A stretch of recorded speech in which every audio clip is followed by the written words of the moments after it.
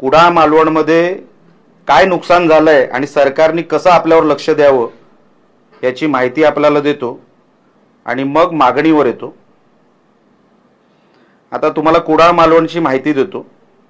माहिती आपल्याला असेलच, आपण माहितीच्या अधिकाऱ्यांकडून ही माहिती घेतली असेल, पण तरी देखील एक आवाका कळण्यासाठी काही थोडक्यात आपल्याला माहिती देतो। भात शेती आणि भात पिकाची लागवड मालवण तालुक्यामध्ये 9,500 हेक्टर होते। कुडाळ तालुक्यामध्ये 13,550। आता जवळपास पावसामुळे जे नुकसान झालेलं आहे ते 30 ते 40% नुकसान झालेलं आहे। मी माझ्या मतदारसंघाचं बोलतोय।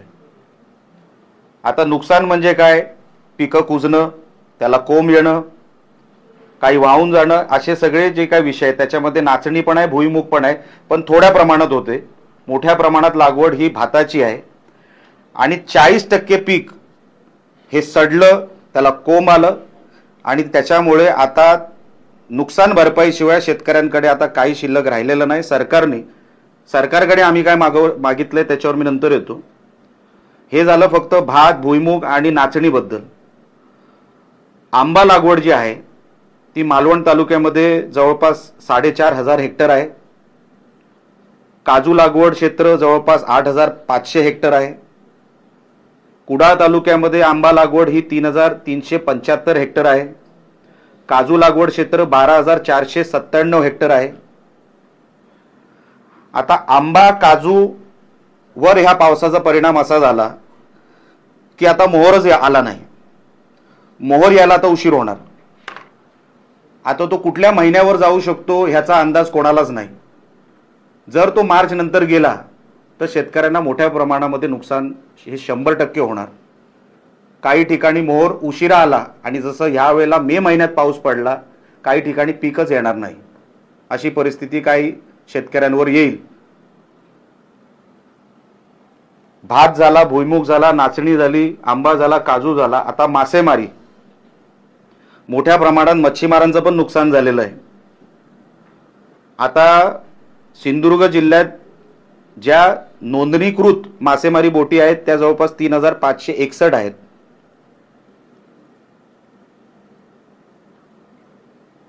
त्याच्यामध्ये वॉटर स्पोर्ट्स वेगळे, त्याच्यामध्ये किल्ले प्रवासी सर्व्हिस ही चालते ही वेगळी। फक्त मासेमारीवर डिपेंड आणि वॉटर स्पोर्ट्सवर डिपेंड असणारी ही जी काही कोस्टल वर राहणारी लोक आहे, किनारपट्टीवर राहणारी लोक आहे, आम्ही डिपार्टमेंटमधून माहिती घेतली। डिपार्टमेंटचा अंदाज असा आहे फक्त मासेमारी बंद आहे। आता पण पाऊस पडतोय, अजून 2-3 दिवस पाऊस पडणार आहे असं कुठेतरी हवामान खात्याने सांगितलंय। तर किमान 10 करोड रुपयाचं नुकसान हे मच्छीमारांचं झालेलं आहे। जर त्यांच्या रोजच्या म्हणजे त्यांच्या उलाढालीचा आपण हिशोब लावला, त्याचं डिव्हिजन आपण केलं तर आतापर्यंत सगळ्या मच्छीमारांचं मिळून जवळपास 10 कोटीचं नुकसान झालेलं आहे। हे सिंधुदुर्ग किनारपट्टीचं मी सांगतोय, फक्त मालवणचं नाही। वॉटर स्पोर्ट्स, किल्ला सर्व्हिस आणि वॉटर स्पोर्ट्सच्या आधारावर असणारी लोक, त्यांचं नुकसान जर आपण व्हॅल्युएशन केलं तर ते व्हॅल्युएशन जवळपास 12 ते 13 कोटीपर्यंत जातं। आता हे 12 ते 13 कोटी आणि मच्छीमारांचे 10 ते 11 कोटी, जवळपास 25 कोटीचं नुकसान किनारपट्टीवर झालेलं या पावसामुळे, आर्थिक नुकसान। असं असताना जेव्हा अधिकाऱ्यांना मी विचारलं की आपण जी मदत प्रपोज करतोय, पंचनामे सगळीकडे झालेलं नाही, 50-60% ठिकाणीच पंचनामे झालेले आहेत, अजून पंचनामे व्हायचे आहेत। आता एवढी मोठी रक्कम आपल्याला शासनाकडून मागायची आहे आणि ती मागितलीच पाहिजे, कारण का नुकसान कसं आहे, कोकणामध्ये एवढा पाऊस पडतो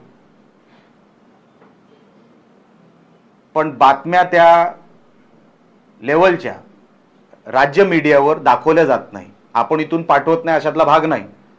पण राज्य मीडियावर कोकणाच्या बातम्या, नुकसानीच्या बातम्या, अति पावसाच्या बातम्या दाखवल्या जात नाही. त्यांना वाटतं कोकणामध्ये साराच पाऊस पडतो म्हणून काही जास्त दाखवायची गरज नाही.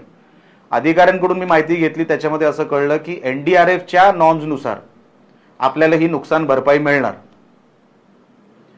मग मी माहिती काढली की मराठवाड्यामध्ये जे काय आता अतिवृष्टी आली त्यामध्ये कुठल्या नॉर्म्सच्या अंतर्गत त्यांना नुकसान भरपाई मिळाली, तर त्यांचं पण NDRFचे जे निकष आहेत, जे क्रायटेरिया आहेत त्यानुसारच त्यांनाही नुकसान भरपाई मिळाली.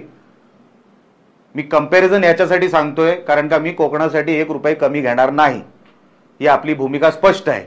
म्हणून आपल्या समोर हे कंपॅरिझन सांगितलं की मराठवाड्यामध्ये जे काय नुकसान झालं ते नुकसान आणि आपलं जे नुकसान झालंय ते पण काही कमी झालेलं नुकसान नाही.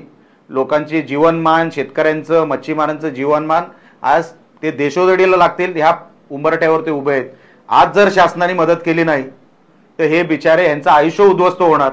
यासाठी मी कंपॅरिझन तुम्हाला सांगितलं. NDRFच्या क्रायटेरिया जो मराठवाड्याला लागला तोच NDRFचा क्रायटेरिया आपल्यालाही लागू होतो आणि आपल्याला तो लागू करून घेण्यासाठी अधिकारी त्या पावलावर म्हणजे त्या दिशेने पावलं टाकतायत. आता हा झाला नुकसानीचा आणि लांबलेल्या पावसाचा विषय. ह्याच्यामध्ये काही पॉलिसी म्हणून कोकणाकडे बघणं गरजेचं आहे. ते मी येणाऱ्या अधिवेशनामध्ये उष्णतेचा असेल, पावसाळ्याचा असेल, हे सगळे निकष मी सभागृहामध्ये मी ठेवणारच आहे.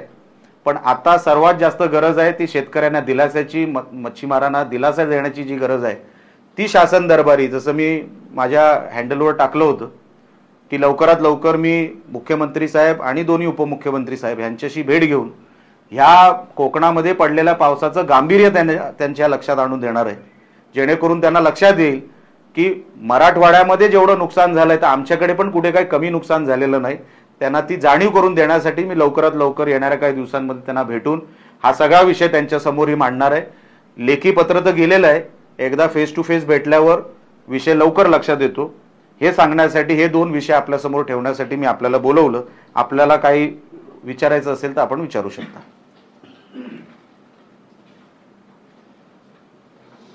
साहेब, सिंधुदुर्ग जिल्ह्यात अवकाळी जो पाऊस झाला त्याचं अतोनात नुकसान झालं, त्याच्या मीडियाकडे जवळजवळ रोजच बातम्या चालू आहेत. पण परिस्थिती अशा अशी निर्माण झालेली आहे की ज्या ज्या ठिकाणी आम्ही शेतात उतरतोय तिथून जाऊन त्या बातम्या करून पाठवतोय. अधिकारी ज्या स्टेटचे असतील किंवा झेडपीचे असतील यांच्याकडे नुकसान पंचनाम्याची माहितीच नाही पूर्ण की किती झाले. त्यांना विचारलं तर ते फक्त एवढं सांगतायत की पंचनामे सुरू आहेत. त्यामुळे आम्हाला असा प्रश्न आहे की तो नेमका नुकसान त्याचं किती आहे, काय आहे, हा मोठा प्रश्न आहे. नाही 100, मी तुम्हाला बोललोच ना 50%च पंचनामे अजूनपर्यंत पूर्ण झालेत. मी जेव्हा अधिकाऱ्यांशी बोलतो, अधिकारी बोलले येणाऱ्या 2 ते 3 दिवसामध्ये बाकीचे पंचनामे सगळे पूर्ण करून होतील. वॉर फुटिंगवर काम चालू आहे. मी त्यांना ऑलरेडी माझ्याकडून जे इन्स्ट्रक्शन जायचे ते गेलेले आहेत. सर, सरसकट नुकसान भरपाई होणार आहे की पंचनाम्यांच्या आधारावर? बघा, जसं मी उल्लेख केला, NDRFच्या क्रायटेरियामध्ये जे नुकसान भरपाई उर्वरित महाराष्ट्राला मिळते त्याच धर्तीवर NDRFच्या क्रायटेरियामध्ये कोकणाला देखील मिळेल. हे अगोदरच स्पष्ट केलेलं आहे, त्याचा क्रायटेरिया आहे. नुकसान भरपाई शेतकऱ्याची आताही आहे कारण भात कापलेला आहे, त्याला कोंब येत आहे.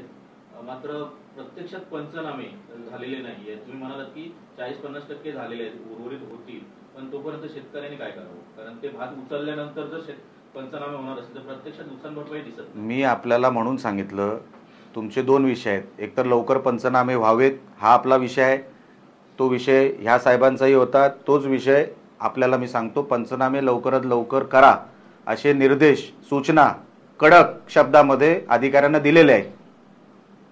Point number 1. दुसरा, तोपर्यंत शेतकऱ्यांनी काय करावं म्हणून मी आपल्याला ह्या विषयासाठी सांगितलं की लवकरात लवकर मुख्यमंत्र्यांची भेटून, दोन्ही उपमुख्यमंत्र्यांची भेटून ह्याच्यावरती आम्हाला जे काय ॲडव्हान्स पॅकेज आहे ते तुम्ही अगोदर पाठवा, जेणेकरून आमच्या शेतकऱ्यांना, मच्छीमारांना दिलासा मिळेल. यासाठी आमचे प्रयत्न चालू आहेत. 100% तुमच्या मताशी मी सहमत आहे. जी आता वादळ सदृश परिस्थिती आहे त्यामुळे कोकण किनारपट्टीवर जे मच्छीमार आहेत त्यांची मासेमारी ठप्प आहे, त्यांचं कोणते निकष लागतील? कारण या ठिकाणचे पालकमंत्री जे आहेत ते मत्स्य विभागाचे मंत्री आहेत, त्यांनी म्हटलं की कृषीचा दर्जा दिला जाईल. तर कृषीचा दर्जा दिलाय सरकारने, मग कृषीचेच क्रायटेरिया लागतील का? मी तुम्हाला माझ्या निवेदनामध्ये कदाचित आपण ऐकलं असेल की मासेमारी किनारपट्टीवर जी होते त्याचं व्हॅल्युएशन जर आपण पकडलं, त्यांचा धंदा आणि त्यांना जे काय मिळतं त्याचं जर आपण व्हॅल्युएशन केलं तर 10 ते 11 कोटीचं नुकसान ऑलरेडी झालेलं आहे मच्छीमारांचं. वेगळा क्रायटेरिया त्याच्यामध्ये लावायचा असेल कृषीचा लावा, पण त्याच्या खाली नुकसान भरपाई घेणार नाही, तेवढी तर मिळालीच पाहिजे. लक्षात आलं ना तुम्हाला? आमचं जे काय मांडलंय ते एवढंच आम्ही सांगतो ते अगोदर द्या. बाकीचं त्याचं वाढीव जर काय मिळणार असेल आनंद आहे, अभिनंदन आहे.